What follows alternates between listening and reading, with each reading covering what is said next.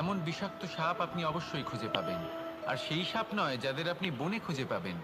এরা হলো সেই সাপ যা আপনাকে পাপ করতে বাধ্য করবে।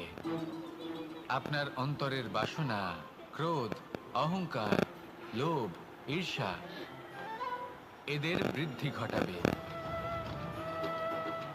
দেখুন, বনের এই সাপ আপনাকে একবার ছেড়ে দিতেও পারে, ছোবল নাও মারতে পারে, কিন্তু এই যে পাপরূপী সাপ আছে তা অবশ্যই ছোবল মারবে। কর্ম যদি করেন তাহলে অবশ্যই ফল পাবেন। সেই জন্য যখনই কোথাও যাবেন, যদি এমন কাউকে দেখেন, যদি এমন কিছু দেখেন যে আপনাকে পাপ করতে বাধ্য করছে, তাহলে সেই মুহূর্তে সেখান থেকে পালিয়ে যান। যেমন বনের সাপ দেখে আপনি পালাতে থাকেন। সৎকর্মের রক্ষা অত্যন্ত আবশ্যক। আসুন আর আমার সাথে ভালোবেসে বলুন, রাধা রাধা। যদি কোনো সিংহ বানরের মতো গাছে চড়তে চেষ্টা করে তাহলে কি হবে?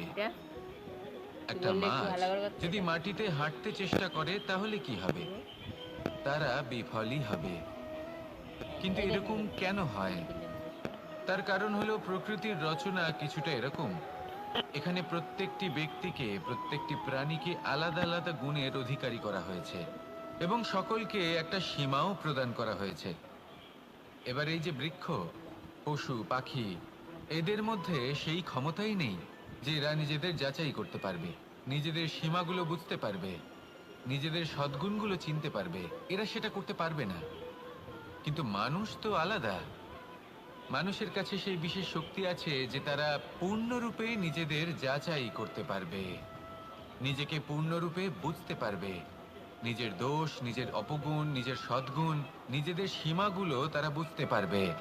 আর এটা অত্যন্ত গুরুত্বপূর্ণ। কথায় আছে যে যদি সাফল্য লাভ করতে হয় তাহলে নিজেকে যাচাই করে নিতে হবে।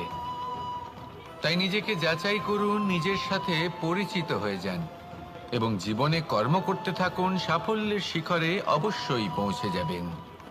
আর ওখানে যদি যান তাহলে এই মন প্রসন্ন হয়ে অবশ্যই বলবে, রাধা রাধা।